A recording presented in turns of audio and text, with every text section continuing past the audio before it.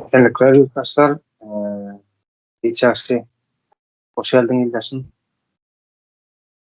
Bu öğretmen ama yurttaşlar faşizm arada yani dünyanın yüzünde öğrenen faşi bizim Türkmenistan'da tahriyi şu hakta yatlak geçtik ve düşüncemde ayttan değilim ben. İlk başta faşizm nedir? Ne türedi? Divan Tatsu'nun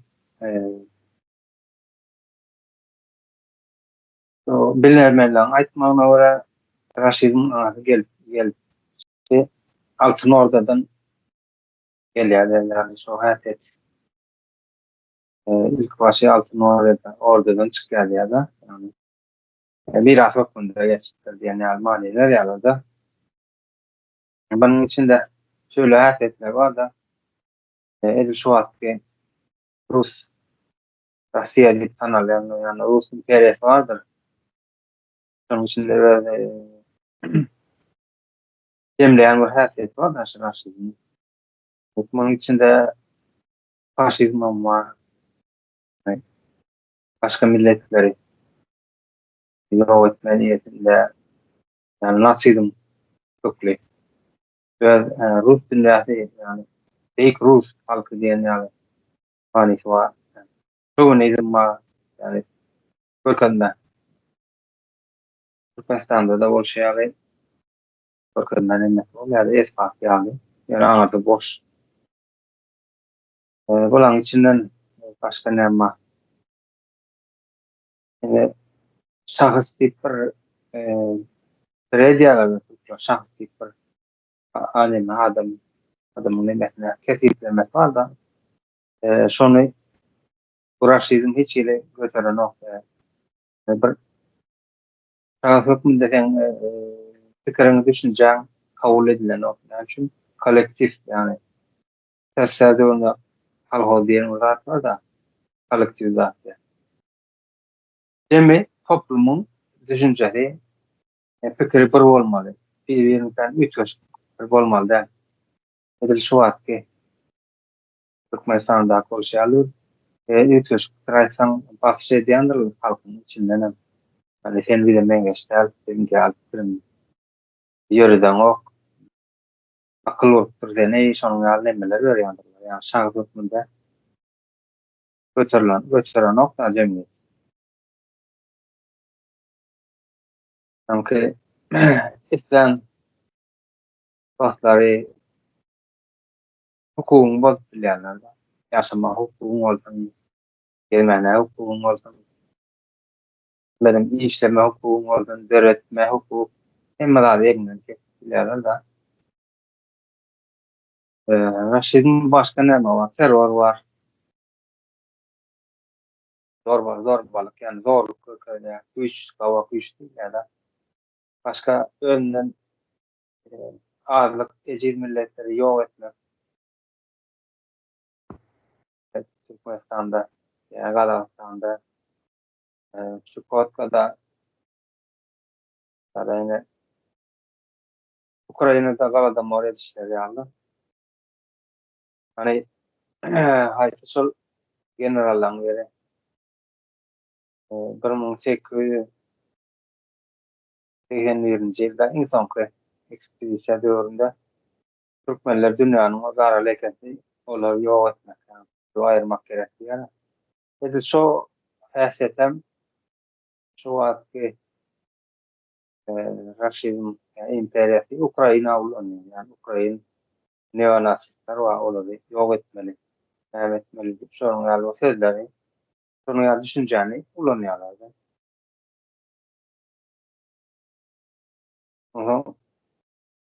Bunun başında da fake lider var. Kim var? Fake lider kendinde var. Bizler de Pavaraklı Gurvanlı ya onun oğlunu Serdar arkadaşlar. Yani Rusya'da da Putin arkadaşlar. Fake lidermiş. Önkü fake yani eseri yaklayanlarla eseri diyor. Oldu iş onunla fake diyenler açlık yok diye aylıklarımız, günlüklerimiz vardı. Yani şonuň beýikligini isleýänler ýani. Bir wagtdan beýik bolup dur, inden beýik bolmaly. Hele halklaryň üstünden agalyk sürmeli. Biz bolmasak olar ýaşap bilmeýärler, Türkmenistana. Bize tuvalet getirip berdik, ýaşamany öýtdik. Gara ýüleňizden çykaryp kerpiç çaýa geçirmäni öýtdik. Şonuň ýaly düşünjeleri ýöne sürýärler. Sagam şonuň nimmeti inçe çyzgysy bar ýani şahsyň hukugyny bolmak ýani şahs hukmunda ýani birey hukmunda hem ýaşama mümkinçiligi elinden alýarlar. Ýa olara meňzemesin ýa-da gaýtmaşy taýdan janyny gutsalmaly. Ýa-da şolarla meňzep kolektiv ýani inkubatordan çykan bary harjy ýa bolmaly da mesele geçirildi. Bu arada men çylar aýdym, ýetirdiňem aýtjaňyz bar bolsa, şoň meni düşünýeni getir. Teşekkür aýdym. Efellikler, yurttaşlar, hoş geldin yurttaş. Indi bugün temana raşizmdi diými? Indi bu ýaňy nemetdiňiz da, karakteristika berdiňiz da raşizm nemesine, kavramyna. Indi men şeýle bir neme deňeşdirme getiresim gelýär. Meselem bizine ýurduň içinde raşizm diýen sözü kän bilýän däldirler. Şonuň üçin men bu raşizmi faşizm bilen deňeşdiresim gelýär da. Faşizma köp adam bilýändir ýurduň içinde. Nämedigini aşağı ýokary faşizmiň näme boldugyny köp adam bilýär. Sebebi raşizm bilen faşizmiň ortasynda kän böyle meňzeş nokatlary bar da. Şonuň üçin men başda şu wagt has raşizmi gowy tanıtmak üçin faşizm bilen bir deňeşdirme getirjek bolýan.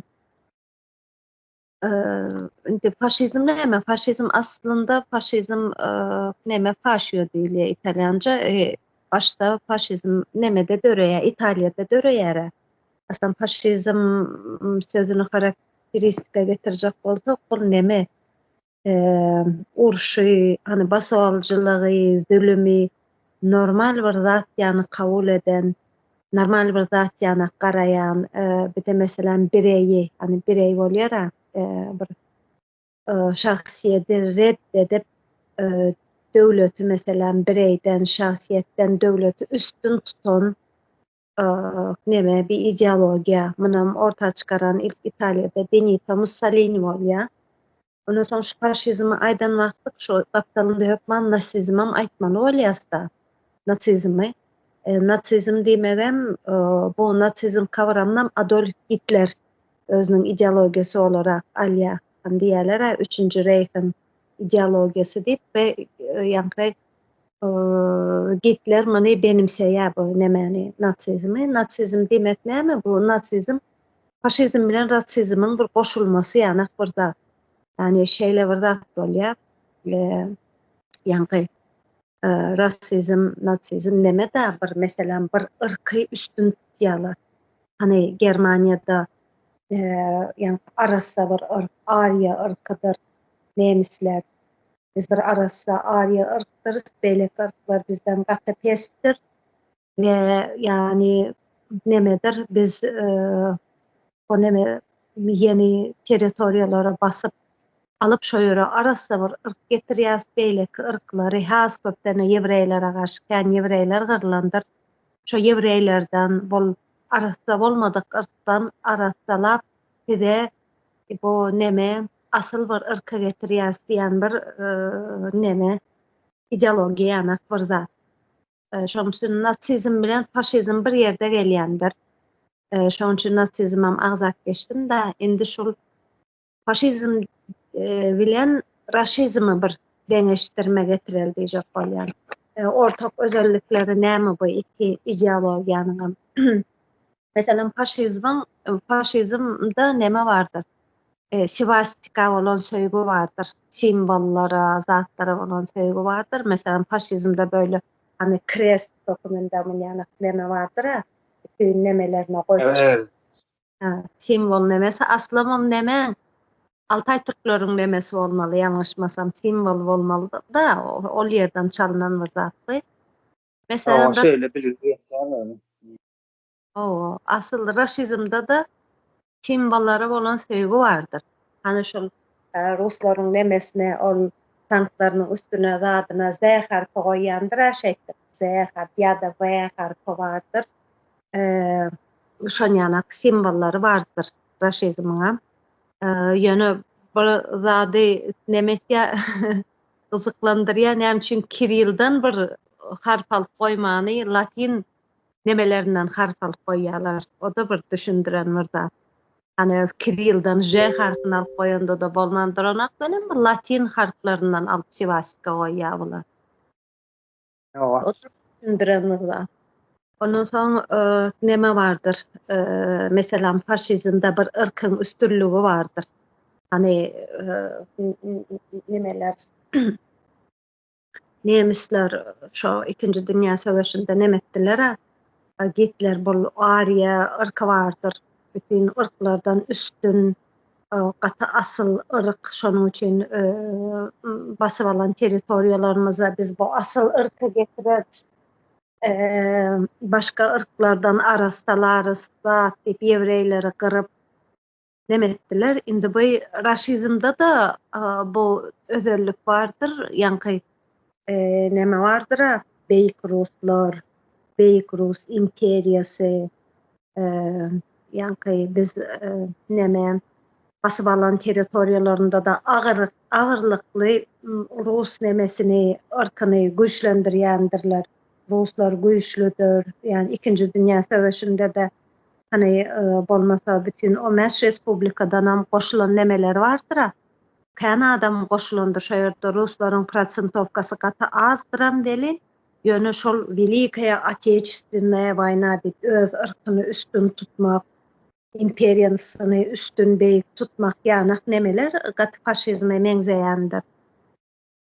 Ondan soň nemeler hem bardyr. O başga döwletlere garşy neme bardyr ha şunýanak bir düşmançylyk nemesi. Faşizmde de şeýle neme bardyr. Hani başga döwletler bize garşy nemedir? Bize garşy näme diýilýär? Neme gurýandyrlar, komplo gurýandyrlar. Ýa bize garşy nähili diýeň ikiyüzli bir siýaset alyp barýandyrlar, düşmançylyk etýändirler diýip şonýanak bir nemeleri bardy. Faşizmyň, raşizmde de bardyr şonýanak. Hani bol SSR wagtynda da Холодная война diýip neme bar da Ýewropa garşy. Şol öz territoriýasyndaky hem basyp alan territoriýasynda şol nemelere meselem häzir neme bardyr ol Ýewropa garşy ýa-da Amerika garşy olar nemedir bize düşmandyr ýa bizi basyp aljak bolýandyrlar ýa bir ýerde bir zat patlasa da Amerikadandyr ýa Ýewropadandyr diýip nemetýärler. Şonýanak bir nemeleri bardyr ýa-da bir zat eden bolsa şolar edendir, bir zat patladan bolsa şolaryň guran oýnudyr zat diýip şonýanagam bir meňzeş özellikleri bardyr. Ondan soň neme bardyr? Pressan kontroli diýip bardyr. Pressany kontrol altynda tutýandyrlar. Gitleriň döwründe de neme bardyr? Goebbels diýip propagandany elinde tutup ýanky pressany kontrol altynda tutup propagandany güýçlendirip elde tutany şu raşizmde de şeýledir. Nemeni pressany elinde tutýandyr. Ýani telewideniyada da mesela internetde da tüm propagandany faşizmde da elde tutýandyrlar. Ýanky şol edilen propagandaň daşynda hiç bir neme etmek, başga bir ideologiýany ýöretmek ýa başga bir pikir ýöretmek gadagandyr. Hitler'in dövründe de şeyledir, Nemede de şeyledir, raşizmda da şeyledir. Hani karşısına çıkanam yok etkendirler. Yani mesela Rusya'da hani Nemede sadece bir eline plakat alıp yönece bir dünya üçün divem çıkıp göray. Derro nemetyendirler. Alyandirler. Hiçbir başga bir hiçbir yani azat kuruluş ya azat pikir bolma haky ýokdur. E, Neme total bir kontrol altında tutulýandyrlar. Ondan soň ýene bir meňzeş nemesi bardyr, gorku salmakdyr. Gorku astynda tutýandyrlar. Aslam şu iki faşizmyň, raşizmyň iki gaty neme özelligi, özem gaty önemli faktor bolan özelligi gorkudur. Sebäbi bu ideologiýalary aýakda diňe gorku tutýandyr. Gorku salmak, yani nähil diýeli, basyp alan ýerlerinde gıynamak, öldürmek, şonýanak nemeler bardyr, prinsiplary bardyr. İkisiniň raşizmyň hem nemäniň hem ikisi faşizm şol özellikleri gaty meňzeýändir. Ondan soň neme kavramlary bardyr. Güýçli we ejiz kavramy bardyr.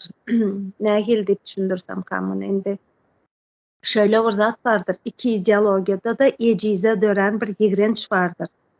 Ejiz bolsa basılınyp alınýandyr, ya ejiz bolsa döwelenýändir. Raşizm hem faşizm hem şeyledir, ikisiniň ortak bir özelligidir. Eşitsizlik vardır mesela, ine ortak nokta bolan, nafat bolan. Yani erkek bilen aýalyň arasynda bir eşitsizlik vardır. Yani aýal öz ýeri bolmalydyr, erkegiň öz ýeri. Erkek urşmalydyr, urşa gitmelidir. Aýalym öýünde oturup çağa dogmalydyr. Yani ölmä adam ýetişdirmelidir. Ol özelliklerim gaty meňzeşdir. Ondan soň neme şol neme diýjek bolýanda eşitsizlik nemedir? Ine Russiýada da nemedir şonýanak aýal gatpes tutulýandyr. Ine Russiýada meselem maşgala jenaýat boýunça rekord gurýandyr statistika boýunça. Erkekler aýallaryny urýar, adetde ken bardyr şonýanak. Onuň bilenem faşizmda da şeyledir. Aýaly ken bir nemetýän däldirler. Petrak görýändirler. Ýene bir nokta bu halky ullanýandyrlar meselem. Hani gerek yerinde demetýändirler. Meselem halk saýlady, ine halk isledi ýa-da näme diýelim, neme halk üçin halk üçin diýip ullanýandyrlar. Ýerige dek gelende işine yaranmakdy. Ýöne hakykatdanam da ol halka ýani işe yaramadyk wagtlaram agdyňyzy ýumyp oturuň ýogsa ýani ýok ederiz diýen manada döweleýändirler. Ondan soň neme bardyr? İkisinde de şöyle faşizmda da raşizmda da neme bardyr? Öňkügülleri özlemek ýanak bardyr. Öňkügüller gowudy. Hani biz şu öňkügülleri getirjekbiz. Öň adalaty gowy saglap bilmedik. Indi o öňkügülleri getirip has adalaty saglarys. Gowudur o güller diýip öňkäbir bolan özlem bardyr. İkisinde de. Hani esseri getirmeli meselesi bardyr ha.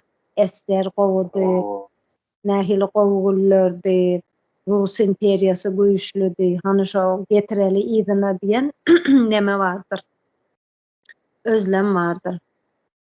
Ondan soň ýene bir neme bardyr? Ortak nokta bardyr. Şöyledir. Hani nähili diýelim? Sembol ýani faşizmda da neme bardyr? Raşizmda da ikisinde de ýana hamaly kulturany östürýändirler. Ýani şahirleri bardyr meselem. Raşizmda şahirler bardyr. Gaty beýleklerden üýt göşükdir, derindir. yani sinemanı östürürler, kinonu östürürler, sportu östürürler, ikisinde de şon ýanaktır. Raşizmam, faşizmam, nemeni baleti östürürler, kinonu östürürler, hemme zat şon ýa kulturany östürüp bir şon ýa öten diýen bir görnümi bererler. Ondan sonra mesela bilimi diýerler, bilime biz köp önem berýäs, bilimi östürýäs, bilimi nemetýäs diýip kän bilim arada gurrun ederler. Ýöne bilimin derecesi şo ýurdun içindäki problemalary çözüp bilmejek derejede pestir bilimi. Şu ýanak nemeleri deňeşdirme getirdim. Görşüňiz ýalakka teken ortak noktalary bardyr. Hem faşizm, hem raşizm bilen. Indi şunu bizim ýurdun içine, bizim ýurdun içi bilen şu raşizmi deňeşdirdik. Indi şu wagt men görkezdim da raşizmiň nämedigini faşizmiň üstü bilen görkezdim ýani. Görşümiz ýalak, ýani muňa biz wara Rus raşizmam diýip bileris. Ýani Rus raşizmi diýen, pardon da Rus faşizmam diýip bileris. Haty meňzeşdir bir-birine meňzeş bolan üçin Rus faşizmi diýip bileris. Aslında var ya, şeýle bardyr. Indi Rossiýa Ukraina çözdi. Indi şo ýere näme diýip çözdi? Biz şo ýerde faşizmi, natsizme garşy şolardan arasalamak üçin zat diýip özlerini antifaşizm edip görkezýärler. Aslında ol antifaşizmiň arkasyna gizlenip ýöne şol faşizm ýüzü bilen hereket etýän bir nemeleri var bularym. Bir ideologiýa diýelim, nämesi bar. Şoň üçin muňa wara Rus faşizmi da diýip bileris aslında.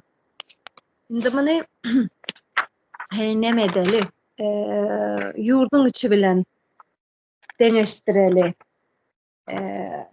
Deňeşdireýin diýen. Indi şöyle bir zat bar.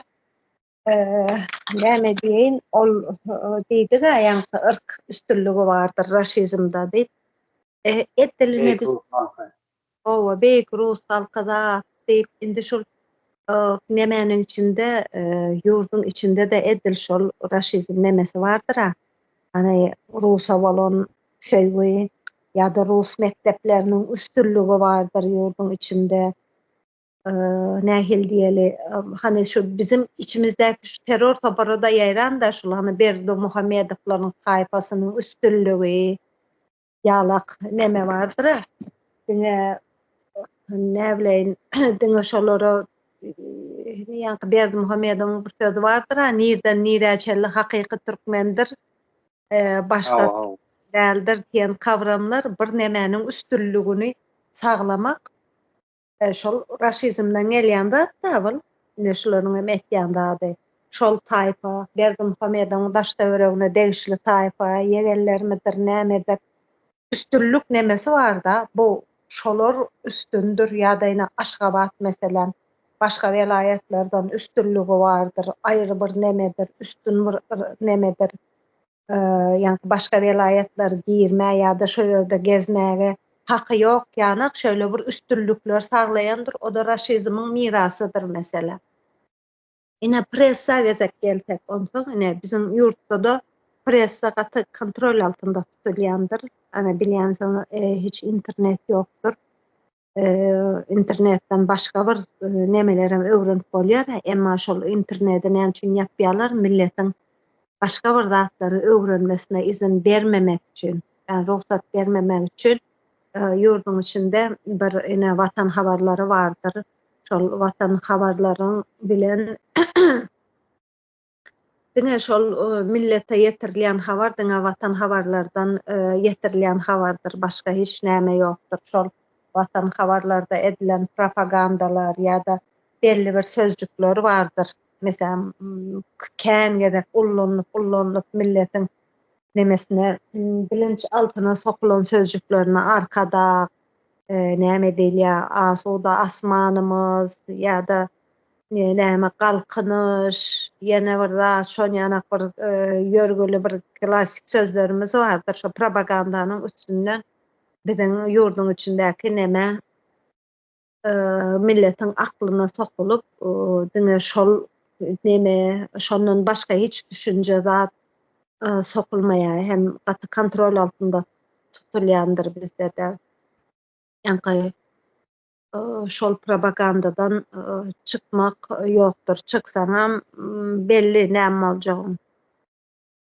Osaň näme bar?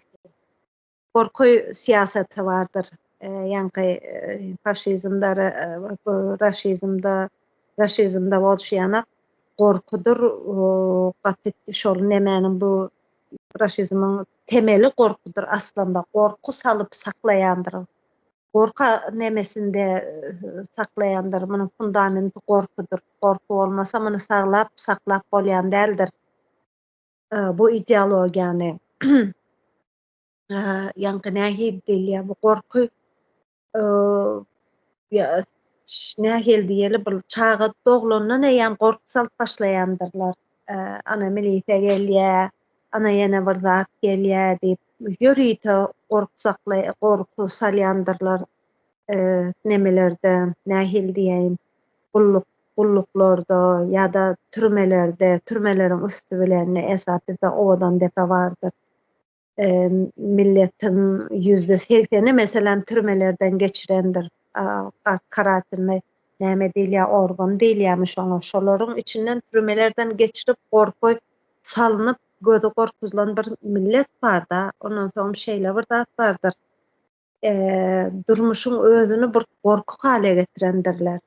Şuňanak nähil diýsem kam. Sen her zat edip bir ýaşama nemesini sürdürmeli. Bir nähil diýilýär. Her nähili olsa da ogurluk etýänmi, ýa näme etýänmi, elinde pul bolup bir üstün bolup görünmeli. Ýani sen yere düşüp ýa-da bir türmäge girip çykaýsaňam seni ýam adam hasabynda däl da. Ýani seni toplum bir kasaplanyp üstünden döwelek gitýärmi, gorku nemesinde ýaşaýan düşämaýyn. Ýa-da näme diýin bir iş ýerleri bar ine. O ýerde de gorku nemesinde tutýarlar da. Ýani şo gurulan sistemaň içine ayak uydurmasaň seni işden çykararys ýa türmäge salarys. Ýurdun içindäki millet sürekli bir gorku içinde saklanýar her ýol bilen. Osaň güýçli bir ejiz kabramam bardyr. Ýani ejiz bolsaň döwelenýänsiň, hökmany ýagdaýda bir indi güýç bizde pul bilen ölçenýändir ýurdun içinde. Hökmany ýagdaýda pulun bolmalydyr. Nähili tapsaň önemli däldir onuň tapylyşy ýöne sen elinde pul bolsa güýjüň bardyr. Ýa-da wezipede otursaň güýçlüdirsiň sen. Ol wezipänem satyn alýandyr. Ondan soň meselem gelin gyzlarymyza da degişlidir bir hatlar. Meselem bu näme üçin şermende bolmasaň gün ýokdur. Ýa-da sen näme bileýin bir pijonyň bir söýgülsi bolmasaň ýa bir wezipede oturan biriniň söýgülsi bolmasaň başga tür sistema şöyle bir oturdulan welin başga tür sen güýçlü däl. Ýol alyp bilen hiç ýerde. La şöyle bir neme bolmaly da. Nähil diýen şo sistemaň guran üst pozisiýonlarynda oturan bolmaly ýa arkaňda biri bolmalymy? Şoň ýanak bir nemeleri bar. Onsoň eşitsizlik bardyr. Ýani näme diýişim ýani raşizmda bolşýanak eşitsizlik bardyr. Aýal bilen erkegiň arasynda hiç neme ýokdur, deňlik ýokdur. Asly görünüm üçin konstitusiýada bu ikisi deň diýip ýazylýandyr welin hakyky de jure ýazylýandyr, ama de facto bu hiç ýokdur. Aýallar erkekler tarapyndan neme edilýändir? Urluwan bilýändir. Mesela mine şol raşizmdan galan nemedir? Urýan bolsa sen söýýändir diýip bir neme bardyr, kabram bardyr. Uraram, söýýärem, urýan bolsa seni gowurýandyr, söýýändir diýen bir kabram bu bize raşizmdan galan nemedir? Näme diýilýär oňa? Kavrammydyr, nämedir? Düşünje midir? Ruslardan gelen zatdyr bu. Ýani mesela mine goňşy Kawat Soýuz döwründe danakan neme gelýärdik da adamsa aýanyny urup durandyr, eşitýändir şonu hemmesi welin hiç kim şonu ayırmak zat hiç aklına gelýän däldir. Sebäbi urýan bolsa nemedir? Dogrudur, bir günäsi bardyr, urýandyr diýerler ýani. Ine bugün urar, ertir söýer, erkek şon ýanakdyr, söýse de urar, nemetse de urar diýen bir düşünje bar. Bu da bize raşizmden galandyr. Nemede de halky ullanma meselesi bizde ýurdun içinde de vardır halky ullanmak. Yani nemeler, lozunglar vardır. Neme döwlet adam üçindir zat diýip ýa-da halk isledi, halkym seçdi diýen neme vardır. Welin aslında halk yer bilen ýestandyr. Halkyň hiç bir milletiň ýurdun içinde hiç bir gymmady ýokdur. Yani aýtma gerek gelmeni hemme bilýändirler yani. Ondan soň neme şol öňkä özlem bardyr hani SSR getirmeli. SSR döwründe biz nähili gowy ýaşadyk. Nemede SSR gelse gowy bolardy. SSR'de hemme zadymyz nemede aslında şonuň propagandasyna ýöretýärler. Raşizmyň ýöretýän propagandasy da şol öňküýünü getirsek gowy bolardy. Öňkü neme ol özleme mine ýurdun içinde bar. Ondan soň ýurdun içinde hani bilimi östürýäs. Ine bir topar aýdymçylar bardyr, medeniýeti, kulturany östürýändiriz. Gene bir zat diýip gaty propaganda we bardyr welin hemme de bilýändir ýöne ýurdun içinde ne bilimiň ýoklugyny, ne medeniýetiň ösýänligini, näçem ýyllardan bäri, 100 ýyllardan bäri bu Türkmenistanyň içinden hiç bir alim ýa bir neme açan hiç çıkan däldir. Ne şulluk bilen nemäň içinde neme diýip bilers ýurdun içinde raşizmyň doly höküm sürmesini neme suwut etdigimiz bolýar da. Ýurdun içinde doly bir raşizmyň häkimiýeti ýöräpdir diýip bolarmy? Siz dowam ediň indi. Şimdi şeyle oraya da ýa-da meselenin içinde raşizm diýen düşünjäniň yani sözüň özüni anlamak yani. Aslında näme üçin diýden gaýnaklanýar? Näme üçin tanalak? Dünýäň özü raşizm nämedigini bilip. Dünýä garşy her kim öz içinden garşylygyny görkezýär. Modern yani akla bilime ýol berýän medeniyeti göçän ýurtlaryň raşizma garşylygy bar. Şol dünýä ýeriniň ol geçen wakalaryndan hiç kim tutmaýan. Habar ýok, olam näme üçin ýa-ni haýçymyly internet ýok. İnternet ýok. Bazı görkezýärler aşgadyň töwereginde. Olam diňe TikTok, Instagram, bulatlar ulanymak üçin aslında Google'a hiç ýerinde neme ýok. Yani web taýançy bu da girip bolanok. Yani Telegram ýene şonuň ýaly. Gaty da.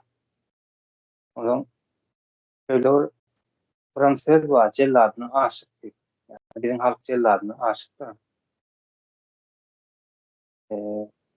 O näme üçin sen şöyle bir düşünje bar.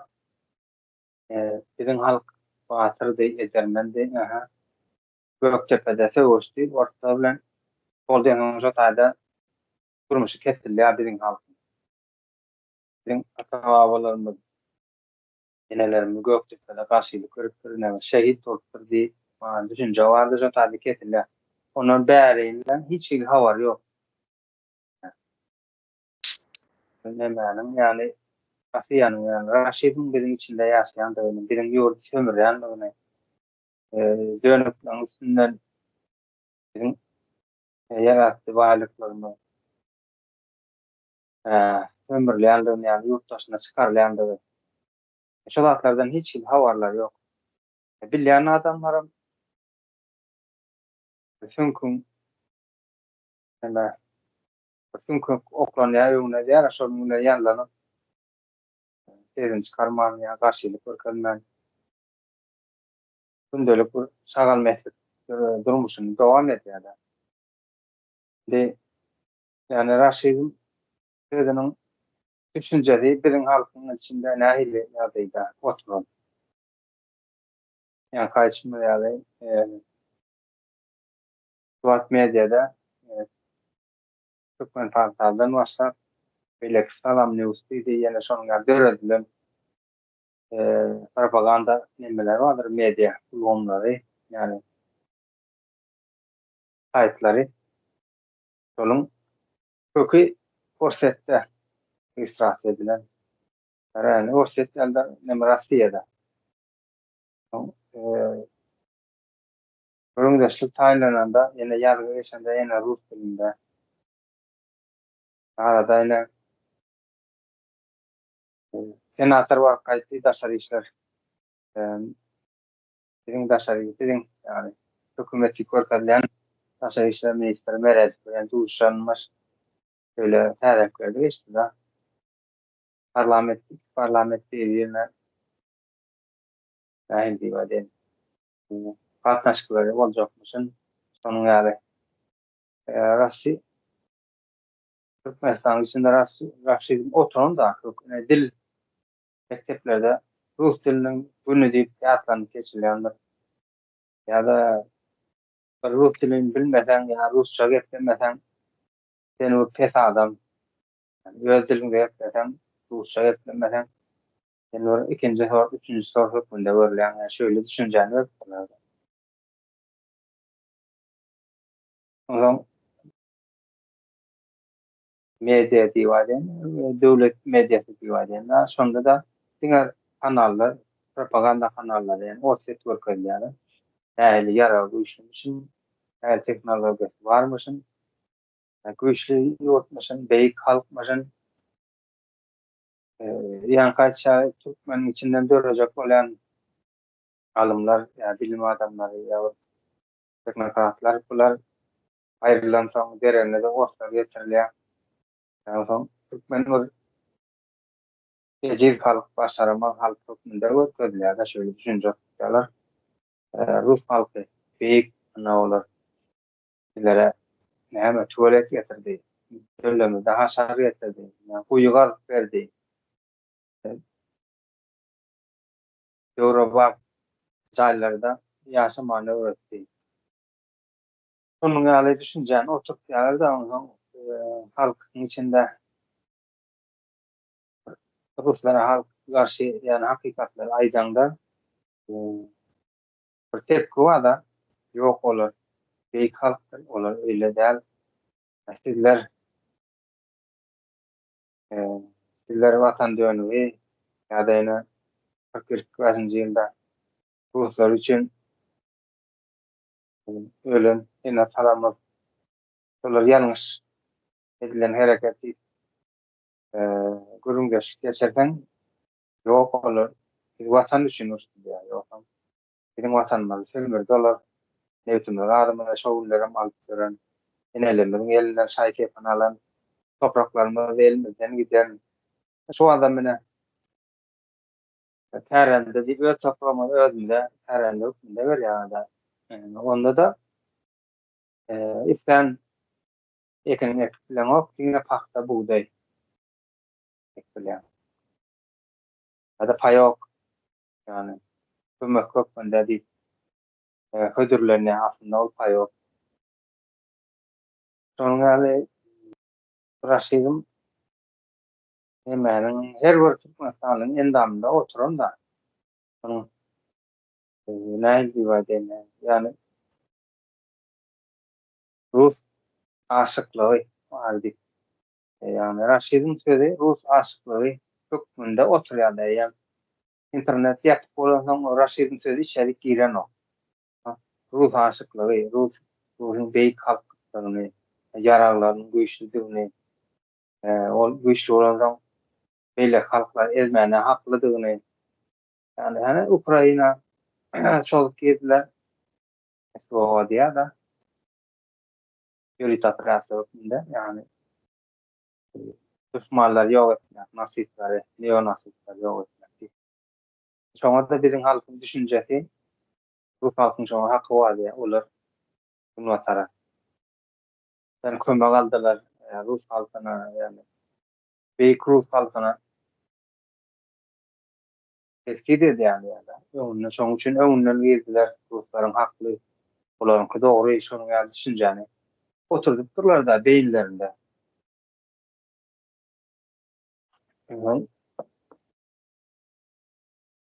Bolam näme?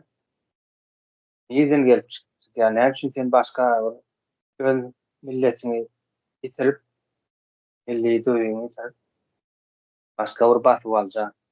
Sen ýene atan ezip öldürüp, ýok edip gelen aýdyňlaryny türmelerden çykaryp, Suwatki konslager hökümde tanalýan o döndepede geçirýän halk bir düşünje bar da raşyny. Näme üçin sen ony söýmeli? Şonuň ýaly onuň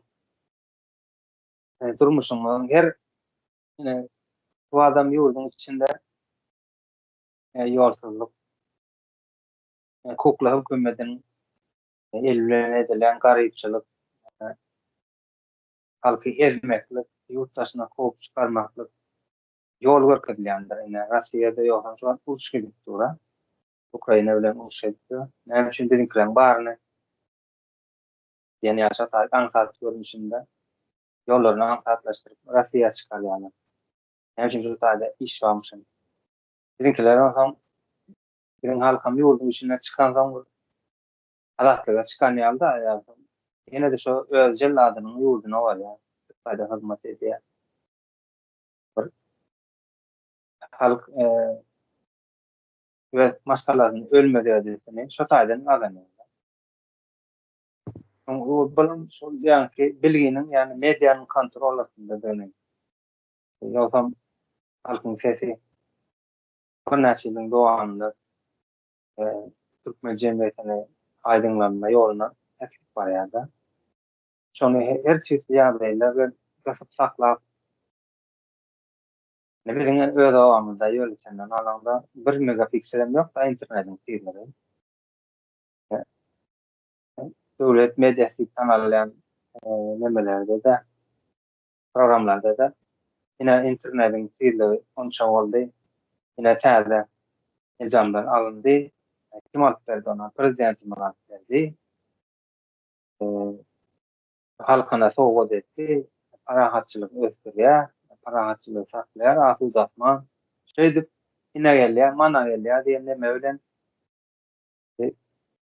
diňe şu ýöletende täze bir gelen neme balar böylece halkyň oturan ýeri täze mellekler.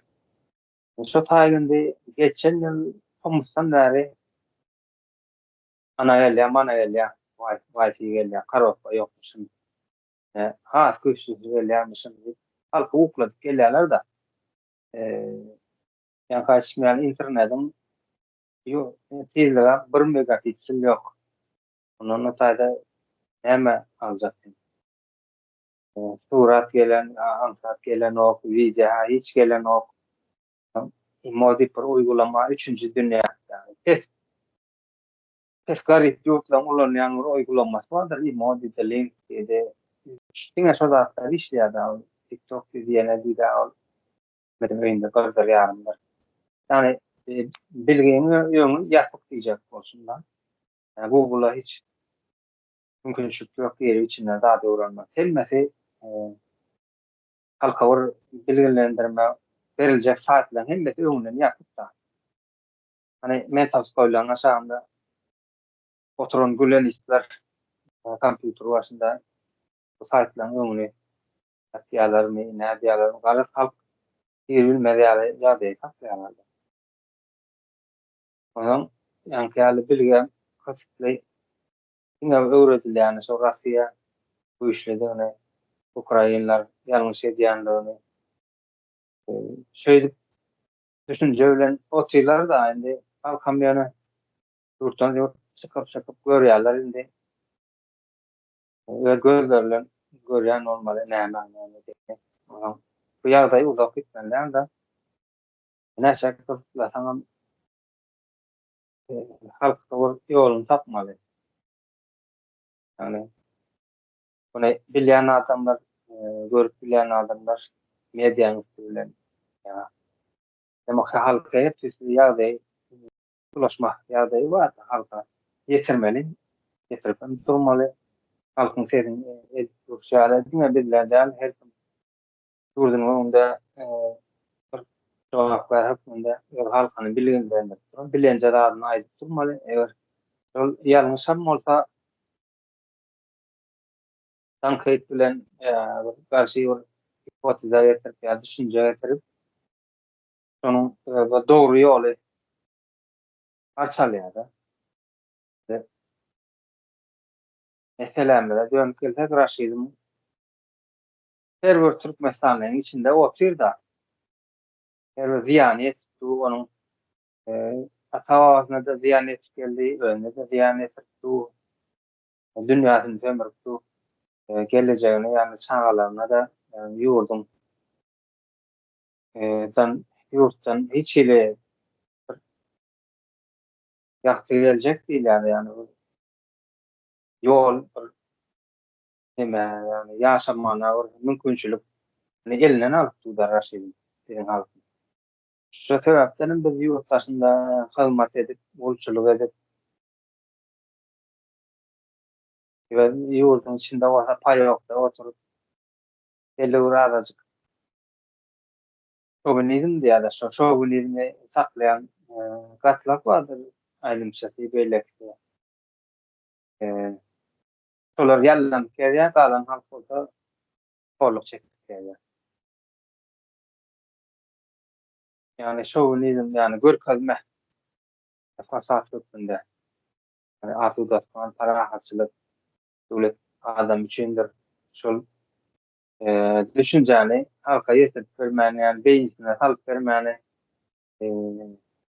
kömek edýän gatlaklar barda. Gündelik ýaly üçin öz ahlakyny ýetirip watanyna dönüklik edip beren bir gatlak bar. Şonuň bilen saklap berler halkyň içine. Belerek Etiň açanyl bar bolsa sizden näme ýene goşaýar mısınız? Şeyler var da aýdasym gelýär dikkatimi çekdi yani. Neme wara ine bul Ukrainalarda Ruslara neme ýesir düşen Ukrainalar wara. Şolary boşadan nähili garşylaýarlar şolary. Neme ýana gahrman ýana nemede şo plenda şounça nemeleri gynamalar zatlary atlatdyňyz zat nähili garşylaýarlar. Emma Rus tarapyň garşylamasy bardyr. Neme bir ýam olara adam ýana garalanok da siz neme şol nemelere Ukrainalara özüňizi plen öçdüňiz, özüňizi näme diýler, tutma ruhsat berdiňiz, näme üçin özüňizi öldürmediňiz, öldürmeldiňiz diýär.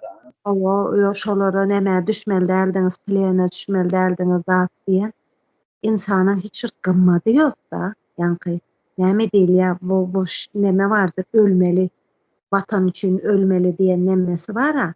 Öljeksin sen yani şeýle bir kavram ýok. Bu vatan üçin ölmek diýen eýam ol öňküde galdymy diýen da vatan üçin ölmek diýmek meniň üçin şu ýanak bir zat vatan üçin ölmek. Vatan üçin ölmek üçin hiç köp zat gerek däl. Önükece bir janyny beremala, haçan hene atarlar ýa haçan hene janyny alarlar diýip garaşyp oturuberýär. Muňu etmek üçin hiç zat gerek däl. Ýöne şöyle de bir kavram düşünje bardyr. Vatan üçin ýaşamak diýen bir düşünje bardyr. Men bugün vatan üçin ýaşajak bolsam, meselem, men vatan üçin ýaşajak bolsam, vatanymam ýaşatmaly bolaryn, özümem ýaşamaly bolaryn. Demek o ýaşymy sürdürmem üçin ýaşamamy ýa-da vatanymy ýaşamasyny demetmek üçin, sürdürmek üçin köp zady öwrenmeli bolaryn, ýene açyşlar etmeli bolaryn, dogry dämi? Bu vatan üçin ýaşamak diýen kavram başga bir zat. Vatan üçin ölmek diýen zat ne bileyim, neme däl yani insan ýöne bir ölkütmeli däl da hem vatanyny hem özüni ýaşamy sürdürmäge çalışmaly. Vatan üçin ölmek diýen meniň üçin eski öňkü nemeler dagalanmyrsa bugün biz vatanımız için mesela mene biz vatanımız için ölmeli değil bugün. Biz vatanımız için yaşamalı ve vatanımızı yaşatmak için yaşamalı biz bugün. Kellerimizde şol düşünceni değiştirmeli.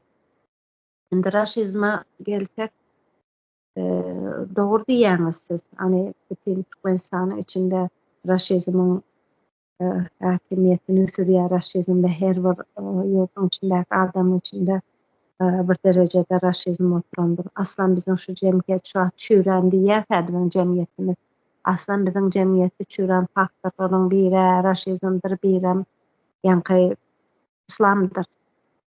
Bugün bu net bir zatdyr. Şonuň üçin biz bugün bu cemiyeti nemetmek üçin, täze bir cemiyet döretmek üçin biz bu iki tane bize gelmişeklerden gelen nemeleri ideologiya mıdır, din midir, näme diýilýär, bu gelenlerden bir saplanmamız gerekdir. Şu zatlary üstümizden atyp samlap, saplanyp ýene bir cemiyet döretmeli. Bir oguz cemiyeti özümizden aslymyza, özümüze iňip bir oguz cemiyeti döredip ol wagty bize ýam öz ihtiýarly bir neme ýurt gurup bileris. Men açaklarym maşu. Şimdi tema dönsek raşizm ýa-ni terör Türkmenistan'ın içinde oturuyor da hem için otur näde oturdy? Tarihimizde ýok etdiler. Bir tamam bolsa özümiň tarihiň ýok etseň bir milletiň özü ýani özlük diýip bir zat bar da benimsemek ýani eýemseremek, eýe çykmak düşünjesi bar da öz milletini şo zat diýýär eken tarih diýse. Onuň sen gerek bolsa arawan söýersiň, nahary men başarmayan bir sirli arawan söýersiň. Bütün dünýä ýigrenip öz milletinden başga halklar tanımayan Rus halky ýani raşizm söýersiň.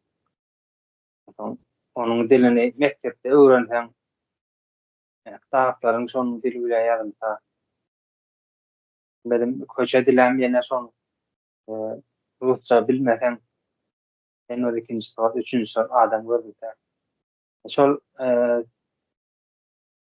ýurdun ýaşaýjysy, ýene türkmen diýip alaly. Şol türkmen taýdan ýetýär-de eýen bir başga bir neme çykýar, barlyk çykýar da şekil bu, ýöne özünden hiç fark ýok. Arap bilen Ruslaryň garşygy bolsa bar bolsa-da onuň ýalda döräýän nägende-de ahlak diýip bir zat bar da. Şol aýrylýar eken. Sen özüňe gelip bilmeseň ahlagyň bolunok. Sen özüň bolup kalsaň, ýani türkmen bolup kalsaň diýýärdiň. Ahlagyň galya, soň orta näme çykýar? Millilik çykýar. Millilik duýgusy, milli düşünje şol öňe çykýar da seni nähil diýýärdiň bir dogry ýola gidýär. Sen raşizmden, araplikden saplanmalyň, arasalanmalyň görkede, öz gelenekleriň, öz topraklaryň üçin ýaşap bir gülletmeli, modern dünýä bilen aýak uýdurmaly. Häzir medeniýet ministrligi diýip bardyr Türkmenistanda. Näme bar o taýda?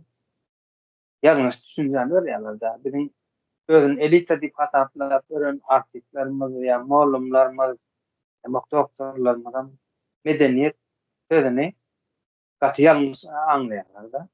Şol men okadym 4 ýyl, 5 ýyl, 6 ýyl okadym diýip özüni beýle halklardan ýani beýik görkä saklap oturan adamyň medeniýet sözüniň manysy bilen. Medeniýet bolanda näme diýip düşünýärler?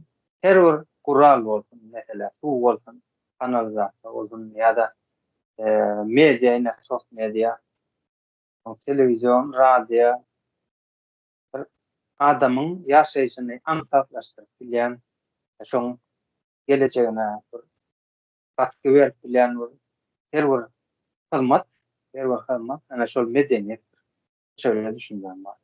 Bir de olsa medeniyeti ne yapıyorsun? Pezevenk Cemal Safarı var. Ya onun başındaki ona şu yol öğreten adamlar e, bilen gıylar mı yurttaşına satıp Türkmenistan'ın birinci Türkiye'de pasolu Mehmet Şongali Tuvat Han Avrupa. Hanamat değil mi? Ha ha.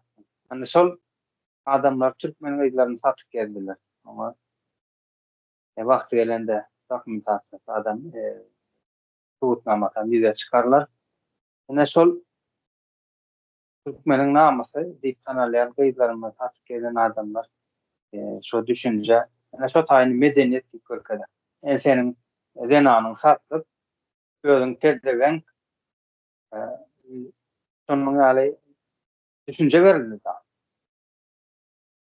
Bu medeniyet bana şunu sanat yani medeniyet ministerliği deyip medeniyet ministerliği deyip mena hiç onun ya düşünce bolmandır. Uydamak yani teknoloji öğlen iştaştan ya bilim bilen içmeye hiç olsam medeniyetin özü gelýär. Daşdurunda durýar. Onuň üçin ministerliğim gerek, beýleki adam gerek, gurulmada gerek. Onuň özü gelýär. Ya sen özüň döretýän şu medeniyeti. Onuň üçin Türkmeni ýere sokup duran düşünjäni sana sizlere ýani medeniyet ýokunda görkezler. Onuň şoňun izinde üstünden sanse edip ýene-de fasat hükmünde görkezler. Öwreşdirer beýnine oturtýarlar da halkyň. Neşkolum nemäniň raşyzm bir ýoly da yani protokol hükmünde şoňa megdemeli imperski düşünje näme raşyzm yani imperski düşünjäniň ýoly da halka görkezlen halka sençi ýagdaýda ýaşamaly diýip düşündirilýän bir näme o da kawram diýip aýdalym praktika.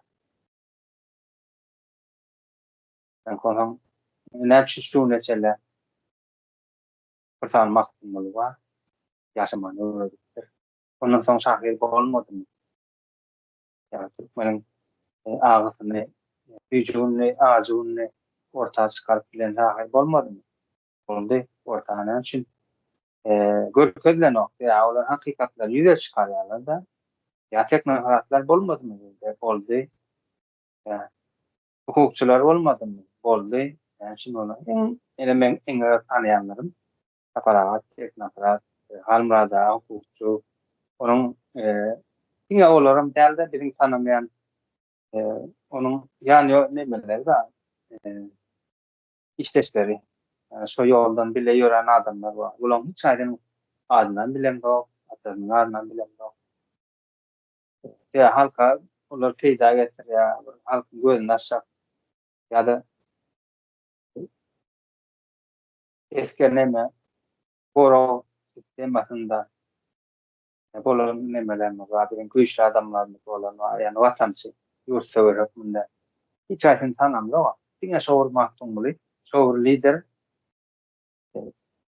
olam soraş şeýdimiň emmesi da halka ulanýarlar, dünýalakan diýeni ulandylar erkek günü. Onuň wagty geldi, ýani surag etdi.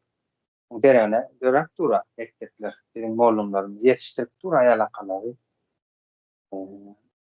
Birinji ýalakany aýryp görýärler, o dende ýa böyle türmelerden geçirýärler de soňky ýalakany ulanýarlar. Şeýle soraş şeýdin sistemleri bizde de oturan şonuň kiçiräk görnüşi gowrumy şu sistema öz ýetiştiren adamny ölen ýetirýär. Şeýle bir kasar dörmü diýara sapara.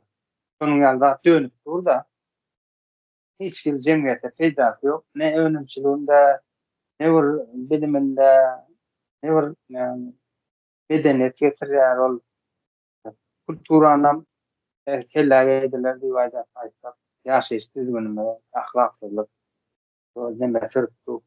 Bu hemmeti raşyzm üçin halmat edýär ýani. Wagt Raşia diýip aýtsak. Biziň ýurt baýlyklarymyz, sömürlükdi, Genofondumuz diýip, genofond diýende tapara. Bilen özlügimiz ýok edip da çykanja özlügem ýok edip.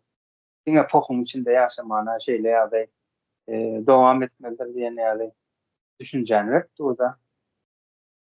Yani genofondumuz ýok. Gyrlypdy. Aha. Baýlyklarymyz elimizden alınıpdy. Çyýmaz hukmunda ýurtdaşyna çykdy. Bizim bizdiňe aýok bilen ýaşadýarlar. Hemmesi şu raşizm üçin olam şol ýerli dönüklerin, ýani dönüklere gurnalyp berilen sistemanyň üstünden wagt Russiýa pyda etdi, ýani bilen sömürge hakynda ulanyp oturulan bir ýurt bar. Şoň üçin bir her bir Türkmenistanlar oturan da ýa karşymda her Türkmenistanyň içinde oturan ýurtdaşyna çykanda da şoň üçin köpçülik öwrenşenje näme bardyr? Ýaşama düzgünü bardyr, ýaşap bilme düzgünü. Ondan çykmana, ýani çykmak üçin bir gaýrat edýär şol. Özüne şonuň bir çykyp bilse, özüniň nämedigini, nälerде ýaşap öldüğünü, beýle bolmaly däldigini düşünüp biljek da. Ne ýurdunyň içine bilen habarlaşýan ýa bir gelen giden bolýar içine bilen hiç düşünjeler ters gelip durda. Olar şol inkubatordan çykan taryh güýji hökmünde bizleriň bäzinden barsak, ýa-da düşünjeler, dogry düşünjeler seriýasly ters gelip dur gapmaşylyk. Ýani halkyň içinden näme halkyň içinden ýene halkdan çykan adama jemgyýet näme berýär? Tepki berýär, garşylyk görkezýär. Şoň üçin bilen ýa-da aýanlarymyň turnik sistemasyndan geçirilýär. Bäldäkiler ýoldan çykan hökmünde görkezilýär. Hemmesi şonuň raşizmyň dowam etmekle üçin gurnalan sistemalar da düzgün. Bizim wagtymyza ma baha bolsa dowam etsem bolmasa ikrar etsem bolsa. Ýok gaty näme uzama çykdyk bu gezek. Açyk bolsa gatykän näme bar? Gaty dowam etip bilersmeni. Ýöne gaty näme etmeli, dinleýijileri ýadatmaly. Uzağa çekmeli meni şu ýerde näme daly? Durduraýaly. Olýar. Sag bolun ýurtdaşlar, ýene-de görüşär. Sag bolun illeşin. Sag bolun. Görüşýänçek.